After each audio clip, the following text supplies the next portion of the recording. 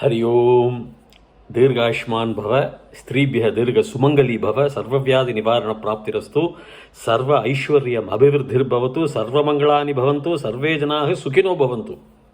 Now I shall continue my series Comparative Religions, part number 25, Hinduism versus Christianity in English. Therefore, we have seen how the last time, also in 24, 23, and you should not omit my part numbers 1, 2, and 3. Also, please kindly subscribe to my channel and click the notification bell. The point is, the point number in the comparative religions in 1, 2, and 3 parts, I have explained about the physics. Later on, when I close this series on comparative religions, I will go once again how Hinduism is superior. Now, here you see, even the Bible, most of the things are somewhere contradictory to one or to the other. That is why if you go to the YouTube, I used to search through YouTubes and take the original versions of the Bible, not the new latest international version, but the old version as much as possible. You see, in YouTube you can see in certain channels like Richard Carrier, or there are a lot of people, and about 20 inaccuracies of Bible or 40 inaccurate scientific facts on Bible. There is a lot of factual discussions and how they bring about these things. All these things are done by the Europeans only, not by any Indian. They brought this religion, they are now discussing about it, against it also, how certain facts are inaccurate. Now let's see, we have discussed last time about various facts, like how in the Bible God is jealous. The Bible God asks Joshua to go and kill all the Canaanites, even anything that breathes and all. And how he says, you will be affected by my jealousy. So God cannot be jealous. God is nirgunaha. Now here you see Jesus continues. I am again continuing. Jesus says in St. John 6, chapter number 6 and verse number 55. He says, for my flesh, mamsam, for my flesh is food indeed, and my blood is drink indeed. No, I'm really not able to understand this. I'm sorry, I'm really not able to understand how my flesh is food and my blood is drink. See, then I was seeing a BBC documentary where they were telling that the practice of Romans, especially when they sentenced to death for sedition. Sedition means anything against the state. They crucify. The crucifixion is there for all criminals as per the Roman law in those times. Only crucifixion they carry out, right from Julius Caesar and before. Therefore, these bodies of such criminals who are crucified will not be given a decent burial. They will be left to the vultures, as I told you earlier. So we do not know what is meant by these gospel writers. The gospel writers write. Jesus did not write all these things because Jesus was not there when the gospel writers wrote about him. So, for my flesh is food and my blood is drink. Well, I do not know. I am not able to understand, because where the Jews, what they were doing, why Jesus wants to sell, why the gospel writers, the St. John was a gospel writer. Why he writes like that, I do not know. I do not know whether even Jesus would have told all these things. Because these gospel writers are also poetic. They write of their own imagination. With whatever hearsay they do, they add all the spices and write. And later on, spices are being added. Even I'm not sure whether St. John would have actually wrote like this, or subsequently after 800, 900 years, say 7th, 8th, 9th century AD, it could have been added. Then in St. John 6, next shloka, next verse, he that, Jesus says, that's what St. John says, he that eats my flesh and drinks my blood dwells in me and I in him. He that eats my flesh and drinks my blood. Well, what Bhagavan Krishna says, Yomam pashyati sarvatra sarvam mayi pashyati tasyaha aham na pranashyami sa cha te na pranashyati. Those who see every living being in me, everything, Yomam pashyati sarvatra, including non-living beings, stones also. Yomam pashyati sarvatra, sarvam mayi pashyati. Mayi, in me, they see everything. And in everything they see me. In a stone you see me. In a tree you see me. In a serpent you see me. In a man you see me. Even in a terrorist I dwell. Sarvam mayi pashyati tasyaha aham na pranashyami. Tasya aham. See, of him I don't perish. I don't disappear. Sa means he. Cha means and. Tena pranashyati. He also does not disappear to me from because of these.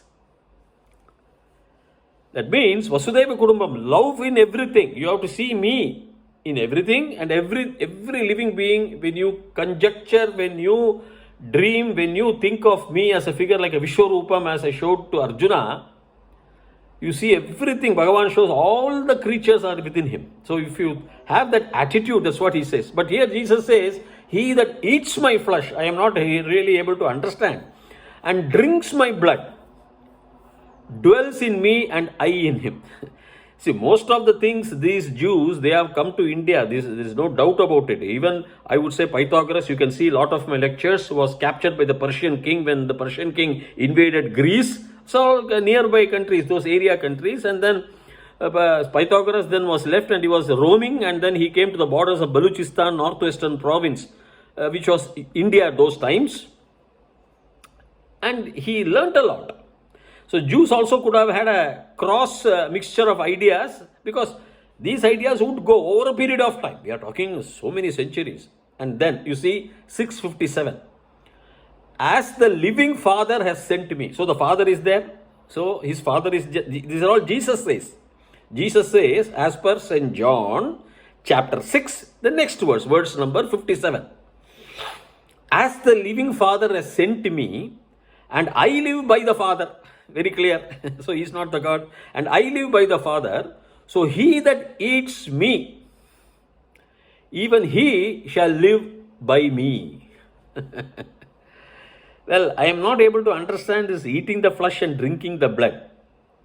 It is imaginative, must be what was in the mind of St. John, the Gospel writer. I am not able to really understand, fathom. It should be user-friendly. Verses should be friendly, easily understandable.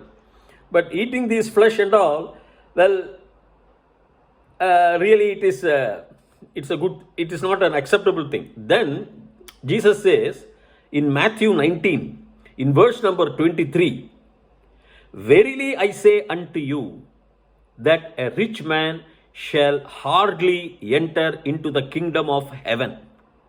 So the rich man it's very difficult for the rich man to enter the kingdom of heaven. And in 24 he says, next verse, same chapter only, Matthew 19, and again I say unto you, it is easier for a camel to go through the eye of a needle. A camel can go through the eye of a needle than for a rich man to enter into the kingdom of God. So a camel can go into the needle, the stitching, the sewing thread needle, it can go there, eye. But a rich man will be very difficult to enter the kingdom of God. What harm did rich men do? There are lots of rich men who are very, very honest and very nice and very charitable. Some of in the Jain community I have seen, after a certain time, they give away everything and take the life of a monk, ascetic. In India also. Because they know the value of this body. It's not going to be permanent, as Bhagavan Krishna says. It is not nirantaram. It's not eternal. So, rich man, you curse them or you find a fault with them that because they are rich, they can't enter into the kingdom of heaven, a kingdom of God, I don't accept. It is not true. Rich men will also enter because they are also children of God. By their prarabdha karma, they paid money. I know a lot of rich men who are very, very, very charitable. Lots of donated, started hospitals. See our Tatas, see our Birla, how many charitable institutions they have created throughout the world. Charity. Lots of people like our Tatas, our Birlas, our Ambanis, lot of people are there. Innocent people, charitable mind, want to do good to the society. By starting a business, by earning money, it is not that they are going to swallow gold and gold and gold daily. They live in their house, that's all maximum. It is the people with their products who enjoy most. Is it not? The executives. the workers. So how do you blame the rich man? See, these are all not acceptable to the practical world. Now, I will also go further. Then, you see, in Jesus again, in Matthew 21, verse number 19, he curses the fig tree for not giving him fruits, and the fig tree withers away. Now, what does the author Matthew want to tell the writer?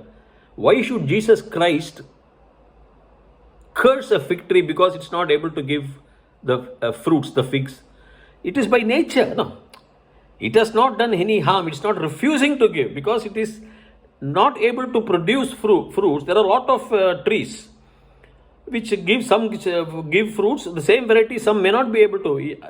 I have seen in my villages in Kerala. I have seen that doesn't mean they are doing sin. You cannot curse that fig tree. That's what Matthew says, not the others, not the other gospel writers like Mark or St. Luke or St. John's, because all these four gospel writers, something are in common to all of them, and most of the things, they're all individualistic. And then Jesus talks about the labor. If you go to chapter, he talks that if in the vineyard, if the laborer, he says he will give one, for example, he says that the laborer goes to work into the vineyard. Vineyard means the wines, where wines are produced, the grape juice, and he says that I will give you 1 pence, 1 rupee, or they call it 1 denarius, whatever it is in that old Israeli term. But then what happens? Then the second, after the second hour, somebody else goes. Third hour, somebody else goes. And also the fourth hour, somebody else also goes. And the fifth hour, somebody else also goes. Then the last hour, somebody else also goes. And then everybody are given only 1 penny a day. 1 penny for the labor. So the man who came first, who has worked for say 8-9 hours, who has worked longer period, he says, how is it justifiable? Now, it appears that the gospel writers want to know, in the kingdom of God, everything is equal. It doesn't matter whether you work for 1 hour or whether you work for 9 hours or 10 hours. And the last man is also a son of God, so it doesn't matter whether even he works for 1 hour, but he also gets that 1 pence or 1 penny. Well, if this is the approach, then it is again unjustifiable to the man who worked hard. You are treating him the same way. Is it not? A man who worked 9 hours still gets 1 penny, and the man who comes at the end of the day and works for 1 hour still gets 1 penny, means how illegally or unjustifiably the man who comes this morning and works for 9 hours a day gets the same 1 penny as the man who did not work or worked at the last hour of the day. He will feel bad. He will feel violated. Is it not? Is it right? Is it justifiable? Well, these are all the things which probably I would not accept. And not only that, in Matthew 19, verse 28, Jesus only talks of the 12 tribes of Israel. See, he says very clearly, when he says in 19:28, Jesus says, Matthew 19, verse 28, Jesus says, "Verily I say unto you, that you have followed me in the regeneration, when the Son of a Man shall sit on the throne of his glory." So Jesus says he's the Son only, Son of a God, the man, and he will sit on the throne of his glory, okay? Because, yes, Jesus is maybe the purest prophet. We are not saying no on that. So let him sit on the throne of his glory. "You also shall sit upon 12 thrones, judging the 12 tribes of Israel." Everywhere this 12 is there. The 12 disciples, the 12 thrones, the 12 tribes of Israel. So they will also sit on the 12 thrones, judging the tribes of Israel. So probably he's meaning the 12 prophets or disciples. Or he's talking to the crowd. So the 12 of his disciples will sit on the 12 thrones along with him, judging the tribes of Israel. So he is going to judge only the 12 tribes of Israel. He's not going to judge anybody, any sinner, or anybody outside Israel, like in India or South India or North India and all. Well, this is something which has been written by the gospel writers, but we have to see how far it is applicable in the modern world. Modern world may not be applicable. Now, if you go to Peter chapter 2 verse 18, or Timothy chapter 6 verse number 1, or Colossians chapter 3 verses number 22 to 24, or Ephesians chapter 6 or verse 5. Suppose I am taking only Peter because of the shortage of time. In Peter it says, slaves, he talks of slaves. Slaves in reverent fear of God, submit yourself to your masters, not only to those who are good and considerate, but also to those who are harsh. Well, there has been a lot of controversy on this verse. Even the English Europeans are all against this. You can see in YouTube, like Richard, Alex, or a lot of people are there. You can just go and search in the YouTube on 20 inaccuracies or 40 inaccuracies of Bible. Because if a master is harsh and tortures a slave, even if the slave fears the God, he need not be subservient to his master in nowadays. That is why slavery itself was abolished by the Christian-dominated America. Is it not? Abraham Lincoln abolished slavery. Because, okay, the master is bad. He tortures the slave. But what in Peter they say is, you have to be still go on submitting yourself to your harsh master. Well, is that correct? It is overall perspective of humanity. I don't accept that. The slave can come out of his master's fold by own himself, or if there is no law, there is no government, or if somebody else are like that, he can come out of it. He did not submit because he fears God to the tortures of his master. See, in Manu Smriti, when there is a verse in which Manu says, Manu was a king and he wrote his law because it's the law of the kingdom. I'm not saying that Manu is a Veda. Manu Smriti is a Veda. No, please don't interpret me wrongly. Manu Smriti says that Shudras have to serve the Brahmanas. For that there is a big furor in lots of places in Tamil Nadu and other places. Now here if you look deeply, the Shudras need not submit themselves to the tortures of the Brahmins. Brahmins are not going to torture because Brahmins were mostly priests. But to carry out the priestly duties and to concentrate and to adopt to the principles of division of labor, because they would have studied the Vedas over a period of time, whereas Shudras would have cultivated the land, agriculture land, skilled in working, because working skill is also intelligent, which I would say practically a college professor, engineering college professor, or a very big institute's professor, say from Harvard University, would not climb up the lamppost and fix the high tension voltage wire if the wire is, for example, broken. You have to have a workman, a laborer who will be skilled, who will do the job perfectly better than this professor of this highest college in the world, engineering college, because he is trained, his mind is applied on that, he is concentrating on that, he is skilled on that. On that particular skill, he is greater than this professor. He may not solve differential equations in calculus, but a skill. So everything is different. A good sportsman may not know mathematics very well, as a mathematics professor of a Harvard University or a very big university in the world knows, or our IITs, because they are more on with paper and pencil, whereas these sportsmen are more with their physical bodies, playing the game, concentrating. Where you put your effort, you develop.